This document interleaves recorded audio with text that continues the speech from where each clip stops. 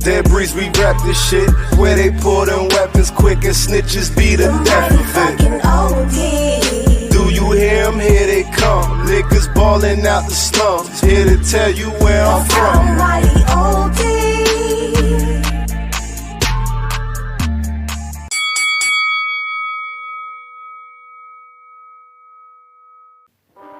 The Bible tells us that silence is golden, but my ears can still hear and my eyes can still see.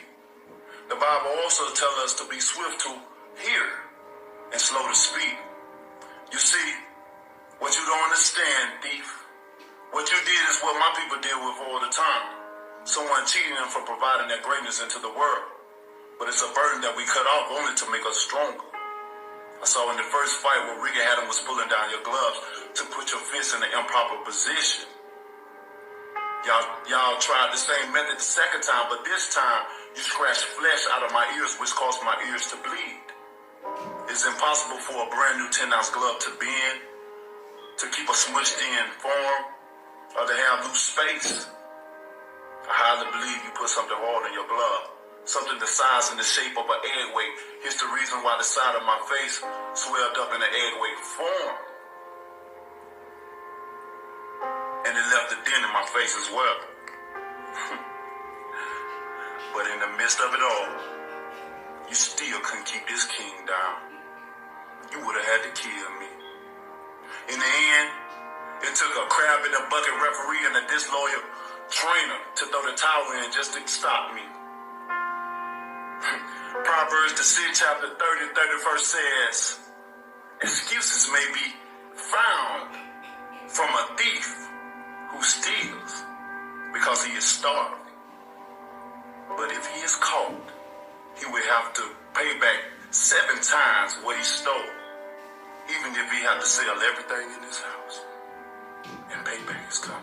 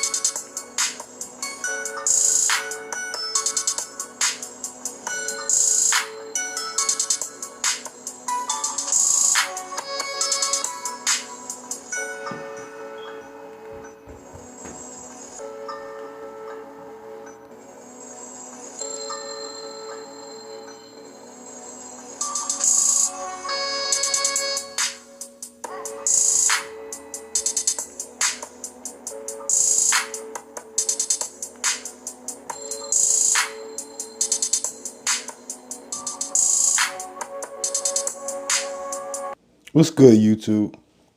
It's your boy Brock Brown, the ODTV, and yet again we're talking boxing. I'm gonna try to make this quick, right? Y'all heard Deontay Wilder's comments about Tyson Fury and him coming out saying Fury's gloves was loaded, something in the shape of an egg weight. That's Deontay Wilder's voice. That's what I'm gonna try to start doing from now, so it ain't just all me grinding this clown up. First and foremost, I'm an AJ fan, so the elephant in the room for me is Deontay Wilder admitted. He admitted, if you just look this report up, what he said on his own Instagram account. He admitted that he ducked AJ. So I understand if you a Wilder fanboy or even just a Wilder fan, your attention might be focused on Tyson Fury right now, on that situation. But us AJ fans, right? We knew this the whole time. So now that I got that out the way, let me address the clown. Okay. I've said it before, it's karma. when you fight bums, but you talk like you that guy, when you try to get Tyson Fury's name under your belt cold and a cherry pick goes wrong, you'll be sitting exactly where Deontay Wilder is. He was never that good. He never fought or beat anybody to show us that he was that good. Again, Luis Ortiz hasn't beaten anybody that matters. So I like Luis Ortiz, but he's not the golden standard for your validation. He's just the best Wilder has. So when it comes to Fury, we all watched Tyson Fury dog Deontay Wilder twice. When he was cold, Wilder caught him twice and put him down. Facts. So the draw is almost as much Fury's fault as it is the referee's fault, or the judge's fault, excuse me. Because they burnt Fury in the first fight, but yet and still, Fury left the door open for that to happen because he went down twice. The second fight was pure domination by Tyson Fury. I don't want to address the loaded gloves comment because it's obviously bullshit. They throw some punches in this little one, don't they? And take some back.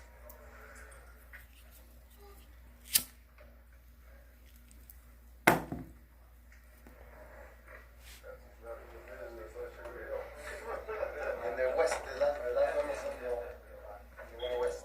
Take it off. Let's do it again. Okay. No, not really.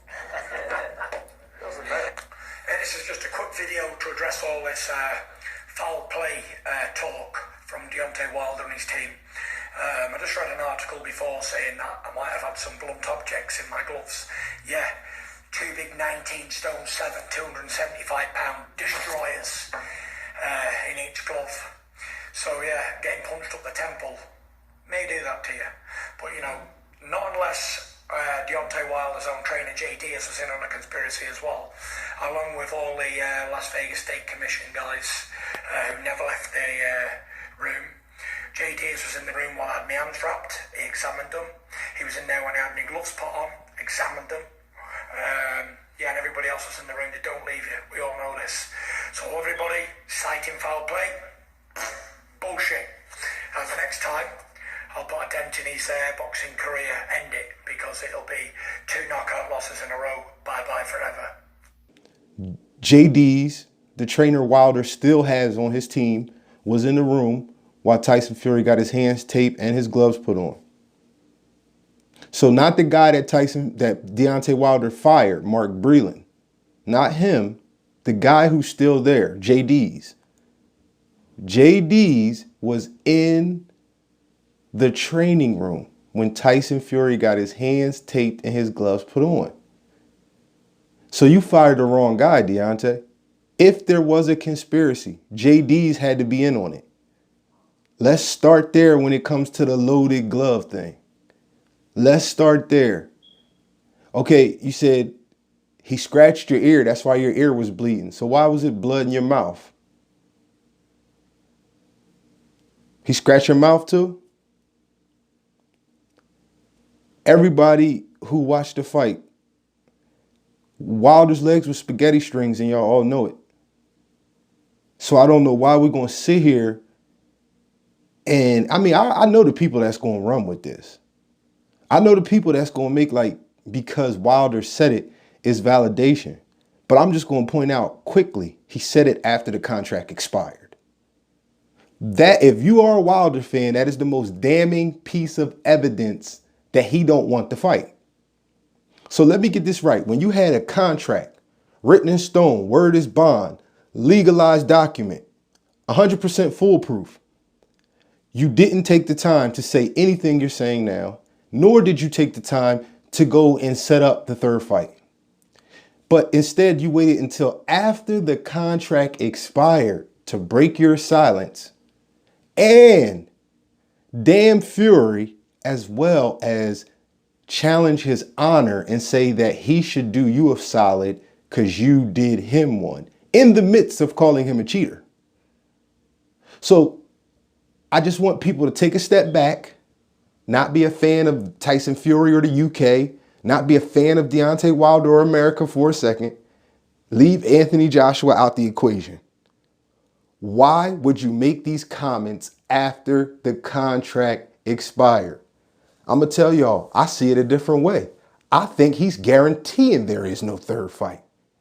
I think Deontay Wilder waited for the legal part of the contract, him and his team. And I'm going to tell you why his team did it. Because he don't want the fight. His team can't make him fight. Al Heyman and Shelly Finkel cannot force Deontay, I'm ready to retire and become an Alabama preacher Wilder. They cannot force him to fight. Especially if he don't want to fight that man. Again, if Al Heyman gets an advisor's percentage and Shelly Finkel gets a manager's percentage, my question to you is this. We all know that Anthony Joshua's contract, which Shelly Finkel acknowledged, is more money than when he got to fight Fury. So we know there has been situations, Klitschko, Joshua, Fury before he left, where Wilder didn't want to take on top opposition. Dillian White. I was going to leave Dillian White out of it because Pavette can put him down something disgusting. But that's neither here nor there. The fact of the matter is this. Deontay Wilder doesn't want the fight. Because he could have been made these statements. He could have been used the ammunition in which his fanboys and followers put out there into the universe. He could have been used this ammunition. He could have been threw Mark Breland under the bus. He didn't have to wait until a couple of weeks ago to fire him. So I'm looking at this whole thing. You lose the fight. The night of the fight, you say you had a prior condition with your arm. You said that your legs felt drained because the costume was heavy. You said you couldn't see because of the lights or whatever. You said all this stuff, man. You said all this stuff. Then afterwards, you say he never hurt you. Afterwards, you say he never hurt you. You said Tyson Fury never hurt you. Now you coming out saying, and then your brother said something about the dent in your head, and you made your brother take that post down. Why, if it was true? Why did you make Martellus take that post down if it was true, Deontay? How come you chose to speak and say the same thing Martellus said, which you made him take it back, or Marcellus, whatever his name is? You made him take it down. You wait until after the contract expires and you come back with the same thing, Deontay. Come on, man. This is what the dude has done. He's used what boxing has become in the optics of illusion in his mouth to sell himself. But I don't understand why he's selling himself now after the contract expired. You had a contract to do business with the WBC champion / Ring Magazine champion. You had a contract. Now, when the contract is now over, the contract is now null and void because it expired. Now you're asking for a favor. Now you're asking for him to do something and honor his word. You know how many words get broken at the boardroom tables? That don't make it right. But the point is, you already had a contract in place.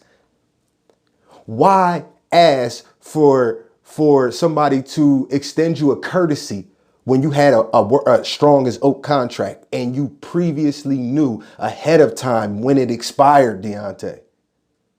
These are the things I cannot wrap my head around with him. I don't understand him. I don't get it. Y'all Wilder fans need to help me understand this. Why all these months he didn't come out and say what he's saying right now? Why wait until the contract expired on what they call Floyd Mayweather night, the night of Tank Davis, Leo Santa Cruz fight? Why wait until then? Why use when all eyes are on the boxing world because Tank and Floyd and Leo Santa Cruz ain't nothing to sneeze at? And congratulations to Tank Davis, actually, because that was mean. He wrecked Santa Cruz. That was a hell of an uppercut. But back to this. I just don't understand why. And I'm sure nobody's going to help me make sense of this. What Wilder fans will do is they'll run with it and say, see, Wilder said it too. Yeah, but y'all been saying it for months. It's not like we don't know where he got it from. Did he say that the night of the fight? Did JD say that, oh, well, they shielded me and I couldn't see the gloves for a minute? How is JD's, the man who was in the room with Fury while he was getting his hands taped, how is JD's absolved but Mark Breland is fired? Please help me make sense of this. How come now he can say, oh, well, we both know I got offered way more money to fight Anthony Joshua. And Wilder, when the situation occurred, said he didn't know what Joshua was getting. That's why he turned it down. And Shelly Finkel and them said, Shelly Finkel tried to be smart about it and say, well, we can get more money. But this is why Floyd Mayweather said you should have took the money. This is why Floyd Mayweather said you should have took the money. You should have been smart enough to know that you don't get opportunities like this all the time. We all know that because you are one of the pivotal figures in the heavyweight division. So you got eyes on you, bro. You got eyes on you at all times. We know you ain't banking like Joshua. We know you ain't belting like Joshua. We know you ain't famous like Joshua. We know that. But you tried the coward's way to get the fame. You tried the coward's way to get the belts. Everything you do, Deontay, is wrong. And this is more of the same. Everybody thinks that you calling Fury out, that's too easy. That's too easy because you could have been called Fury out. But why wouldn't he call Fury out before the contract expired? Do y'all understand the question that I'm asking? Do you understand the question that I'm asking? Why, when you have a contract, when you have a solid as oak agreement that's written, it's written down, it's all on paper. It says what the contract says, and both of y'all signed y'all John Hancock on it. Why would you call him out? Why would you break your silence after the contract expired? Oh, I heard you fighting Carlos Takam. What is that? Well, when the contract expired, how come you didn't do this? The day before, how come you didn't do this? A week before, Fury, you a cheater, and the Bible says blase, blase, blip, and you make sure you honor your joint when this contract expired a week ahead. At least for a person like me, you could have created doubt. It took me a while to see what you're doing. But let's imagine a world where he's going to come out and pay lip service to a third fight. And what I mean by lip service is say he wants it. But what did his actions show? That him and his entire team let the contract expire. But I'm blaming him because if he didn't want the fight, if he said, no, I don't want to fight that cheater, even though you say Luis Ortiz is a cheater and you fought him twice, I'm not even going to get into that. I'm not even going to get into that. You said in the first fight he cheated, but you didn't mention him cheating before the second fight, Deontay. That wasn't something you mentioned. What Deontay Wilder is doing is bringing his fans back to Wilder World by paying lip service to a propaganda that they created. So he's appeasing the fans. All my fanboys, y'all was right. Fury's a cheater. Fury's this. Even though he let the contract expire. Now that the contract is expired, oh, make sure you honor your word. So fuck honoring a contract. Honor your word. The contract doesn't matter. We don't need to honor contracts. Honor your word. In business, huh? Deontay Wilder, cowards route every time, I swear. Cowards route every time. And I've said this many times and I'll say this again. The people around you do not care about you because they let you do foolish things that certain people will see through. They let you, they on there talking about, is the boxing media going to pick this up? Did they pick it up the first time y'all kicked this bullshit?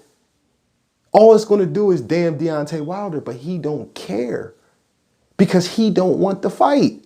If he wanted the fight, he would have set the fight up when he had a contract. He wouldn't wait until the contract expires and then ask the opposition to honor their word. You had something better than their word. You had a legal document. A document in which they couldn't wiggle their way out without having to give you back your title and a lump sum of money. But when you had that on the table, so let me get this right. I'm going to end it like this because I'm done talking about it. I'm not going to make a 30-minute video about this. I'm not going to do it.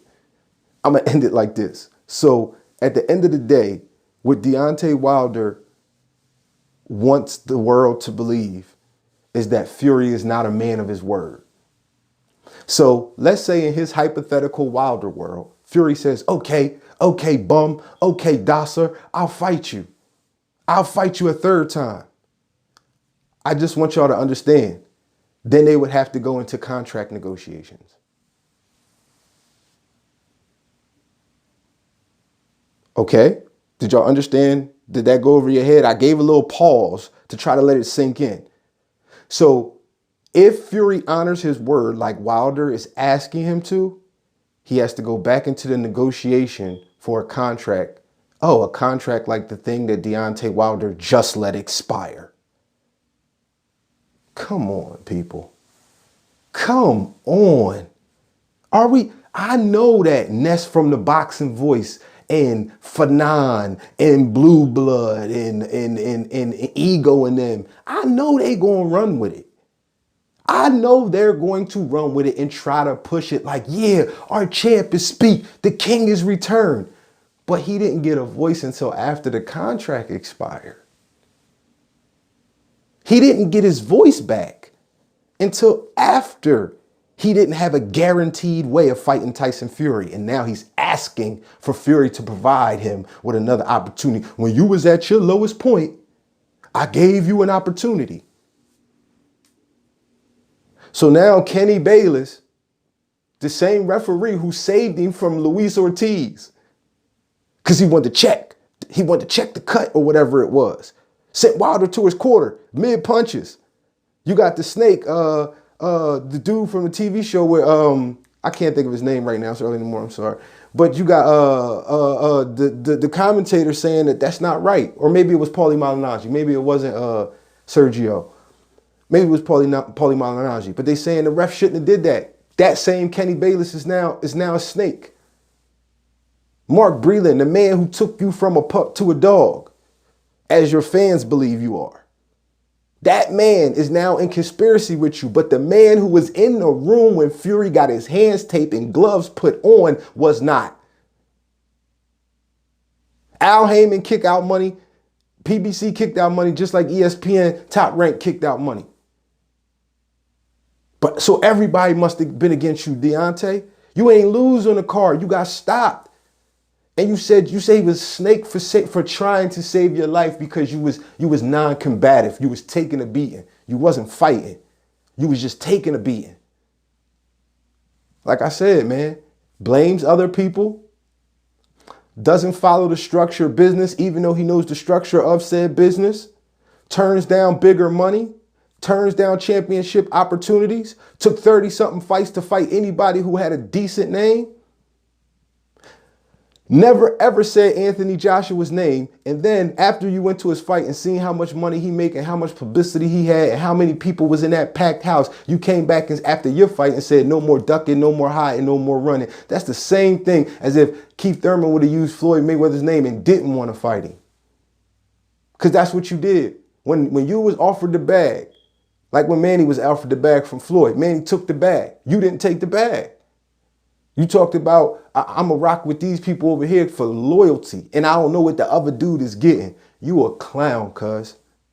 You are a fool, if nothing else. You could be the nicest person in the world, Deontay, but you are a fool. You did not navigate the waters of boxing properly. You did not follow the Floyd Mayweather plan. And I have a hard time believing that everything you've done up to this point, Al Heyman and them signed off. I don't believe that. I think when you go rogue, we get shit like what we just got. That's what happens when you go rogue. When your handlers ain't there to handle you, you make terrible decisions. If the contract is null and void with Tyson Fury and you have to ask him to keep his word, why not send him a text? Why accuse him of cheating publicly and validate what the fanboys have been saying for months when you were saying nothing? Why all that after the contract expired? Because he don't want the fight, yo. He don't have the fight right now. Those are the facts.